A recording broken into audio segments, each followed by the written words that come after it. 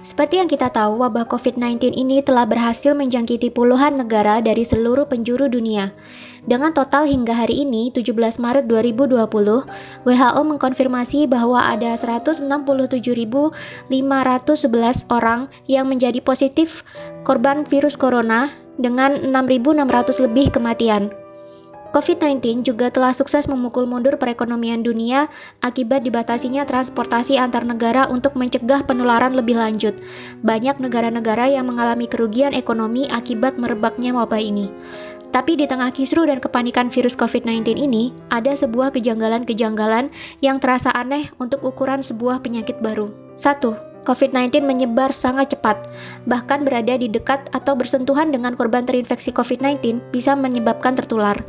Belum ada setengah tahun, tapi wabah ini sudah menjangkiti puluhan negara di seluruh dunia dengan total korban mencapai ratusan ribu jiwa. 2. COVID-19 tidak mematikan seperti SARS atau MERS, di mana dua penyakit ini adalah penyakit yang ditimbulkan oleh virus corona, sama-sama corona namun berbeda jenis. Tapi anehnya, COVID-19 ini diberitakan di mana-mana, dan media lebih suka memblow up kasus COVID-19 ini jauh lebih banyak dibandingkan dengan kasus SARS atau MERS dahulu. Mari kita lihat grafik berikut ini. 56,6% pasien terinfeksi COVID-19 dinyatakan sembuh, 40% masih dalam perawatan atau masa penyembuhan. Jumlah yang meninggal hanya 3,5%.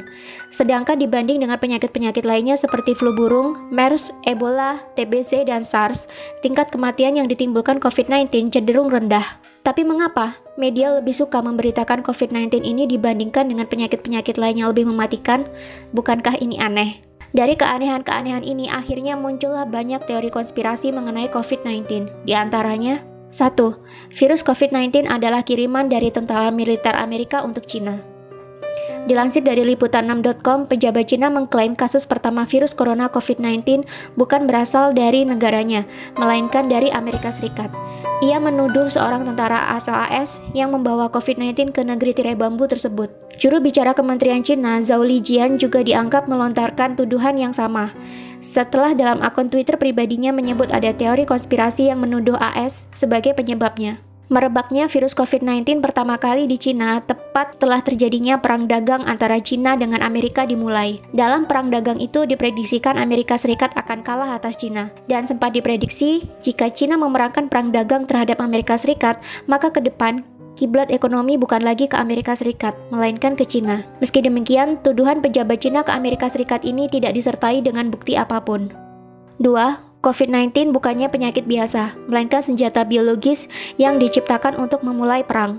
Dilansir dari cnbcindonesia.com, Komandan Korps Pegawai Revolusi Iran atau IRGC mengatakan virus corona mungkin merupakan senjata biologis dari Amerika Serikat atau USA. Pengamat militer dan pertahanan Koni Rahakundini Bakri juga menduga bahwa COVID-19 ini adalah senjata biologis yang digunakan sebagai senjata pemusnah massal. Koni juga menyebut dari pernyataan mantan perwira intelijen Central Intelligence Agency atau CIA, Philip Giraldi, yang mengatakan bahwa COVID-19 bukan terjadi secara alami, melainkan melalui mutasi genetik. Giraldi menyebut virus mematikan itu sengaja diproduksi di laboratorium oleh Amerika Serikat bekerja sama dengan Israel. Amerika Serikat sengaja membuat virus itu untuk menghancurkan Cina dan Iran yang merupakan musuh terbesarnya. Lebih lanjut, Koni membeberkan senjata biologi memiliki daya tarik untuk digunakan karena sangat murah. Berdasarkan data, dia menyebutkan 1 km persegi serangan senjata biologi hanya berkisar $1. Selain itu, senjata biologi dinilai tidak mudah dideteksi, baik dengan X-ray ataupun anjing pelacak sekalipun, serta sangat mudah untuk diangkut. Sedangkan senjata konvensional memerlukan biaya $2.000, senjata nuklir $800, dan senjata kimia $600. Iran sendiri berada di ambang kekacauan akibat wabah virus corona. Bagaimana tidak, sebanyak 8% anggota parlemen Iran ternyata tertular virus SARS-CoV-2 dari penyakit COVID-19. Sebanyak 23 dari 290 anggota Dewan Perwakilan Rakyat Iran atau majelis dilaporkan positif tertular virus corona. Parlemen langsung ditangguhkan tanpa batas waktu dan anggotanya diminta untuk berhenti bertemu dengan publik. Iran memang menjadi satu-satunya negara yang memiliki banyak pejabat pemerintah yang terinfeksi virus corona. Wakil Presiden Masoume Ebtekar, Wakil Menteri Kesehatan Iraj Harirchi, Kepala Badan Darurat Nasional Pir Hossein Khalifan, dan Kepala Komite Keamanan Nasional Nasional Parlemen dan Hubungan Luar Negeri Mojtaba Zolnur dinyatakan positif terkena virus corona. Bahkan, penasihat utama Ayatollah Ali Khomeini, yakni Muhammad Mir Mohammadi, meninggal akibat tertular virus tersebut. 3. COVID-19 sengaja diproduksi oleh Illuminati untuk memulai ekonomi Big Start sehingga menguntungkan orang-orang terkaya di dunia yang berada di balik World Bank dan IMF.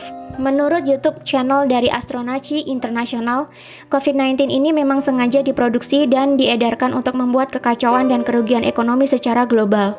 Imbasnya, banyak sekali harga saham yang anjlok dan banyak investor menjualnya dengan harga murah. Selain itu, dengan merebaknya wabah COVID-19 ini, mau tidak mau akan memukul banyak negara bahkan dunia menuju ke kerugian ekonomi akibat tersedotnya banyak biaya untuk merawat warga yang sakit dan dirumahkannya banyak pekerja untuk mencegah penularan COVID-19 lebih lanjut. Efeknya, banyak perusahaan akan mengalami kerugian dan menurunnya pendapatan negara. Akibatnya, mau tidak mau resesi atau perlambatan ekonomi akan diprediksikan benar-benar terjadi dan negara-negara di dunia akan membutuhkan hutang untuk membangkitkan kembali perekonomian di negara mereka. Tentu saja kemana lagi negara-negara yang merugi ini akan berhutang jika bukan ke World Bank dan IMF. Sedangkan World Bank dan IMF yang menjadi bagian dari PBB sendiri memiliki penyokong dana di baliknya dan disinyalir adalah Illuminati.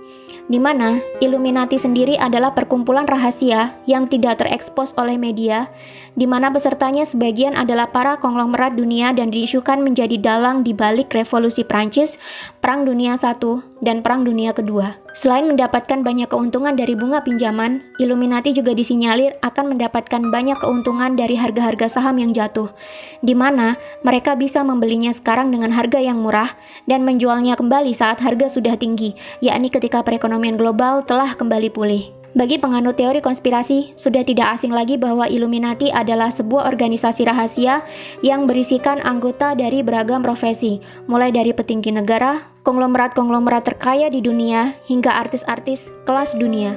Tujuan dibuatnya Illuminati ini tentu saja untuk menyejahterakan kepentingan-kepentingan anggotanya dan menguntungkan orang-orang di dalamnya. Konspirasi terbesar adalah membuat dunia menjadi satu tatanan baru atau New World Order, di mana nantinya di dunia ini semua negara dan wilayah akan berada di bawah satu komando atau kepemimpinan.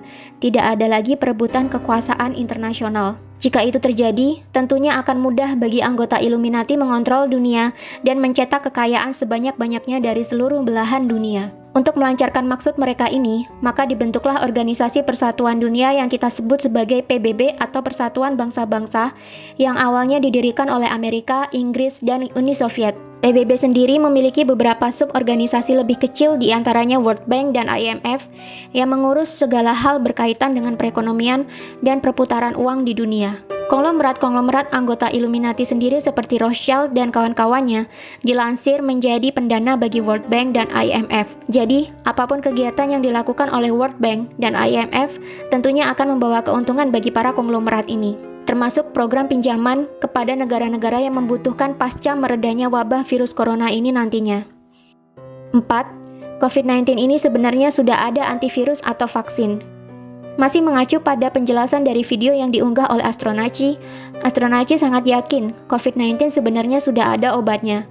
Illuminati bukanlah sekelompok orang yang bodoh yang menciptakan kekacauan global demi tercapainya ekonomi Big Start yang menguntungkan mereka, tanpa mereka membuat vaksin atau obatnya. Astronaci sangat yakin bahwa COVID-19 ini sudah ada obatnya, hanya saja masih ditahan peredarannya menunggu supaya dunia benar-benar kolaps dan terjadi kerugian dan kejatuhan besar-besaran, di mana nanti sudah banyak negara kehabisan uang dan harga-harga saham turun hingga ke level terendahnya. Ketika sudah mencapai titik dasar, barulah vaksin ini dikeluarkan untuk meredakan kekacauan dan menyembuhkan orang-orang. Dengan sendirinya, COVID-19 akan menghilang seiring dengan mulai pulihnya perekonomian global. Tapi tetap, masing-masing negara akan kelimpungan mencari pinjaman dana untuk memulihkan perekonomian kembali.